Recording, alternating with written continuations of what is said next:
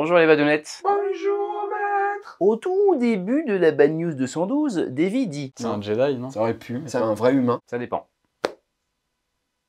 À 28-20, Thomas évoque un mutant de l'univers Marvel. Donc il aime courir droit devant lui, tout nu. D'accord. C'est le X-Men qui traverse les murs en cassant. Il n'arrive pas à s'arrêter. C'est ça, et même ses vêtements, ils partent. Il s'agit du Juggernaut, le fléau en français, du film X-Men The Last Stand, l'affrontement final, réalisé par Brett Ratner en 2006. Le personnage du fléau, interprété ici par Vinnie Jones, ancien footballeur professionnel de son état. C'est le demi-frère de Charles Xavier, le professeur X des X-Men, qui dans l'histoire originale a trouvé un rubis dans une grotte en Corée, c'est un militaire américain, qui lui a conféré ses pouvoirs de Juggernaut. Basiquement, il est immortel, instoppable. Lorsqu'il est lancé, ce que décrit Thomas et ce qu'on voit dans le film, sa seule faiblesse, il est vulnérable aux attaques mentales, d'où le casque ridicule. Mais bon, vu que s'il perd le casque dans certaines versions, il peut le recréer magiquement, autant vous dire qu'il est craqué. À 36 minutes 25 maintenant, Davy fait directement appel à moi. Je ne sais pas lire ce chiffre. Moi non plus.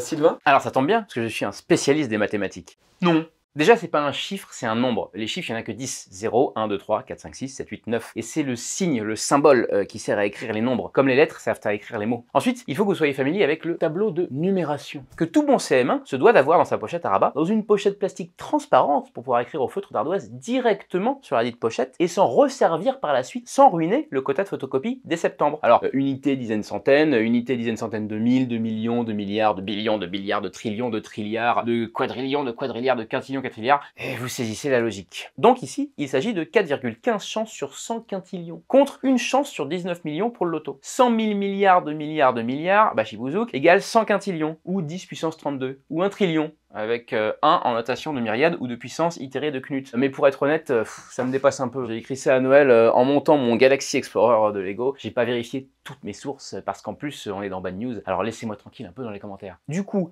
petite énigme mathématique pour conclure, combien de fois peut-on soustraire 1 à 1111? Au revoir les badounettes. Au revoir maître. Une fois? Je sais plus. J'ai écrit il y a longtemps. Mais oui, si, c'est une fois. Parce que en fait, si tu le retires une fois, après c'est plus 1111. Oui, c'est ça. Voilà.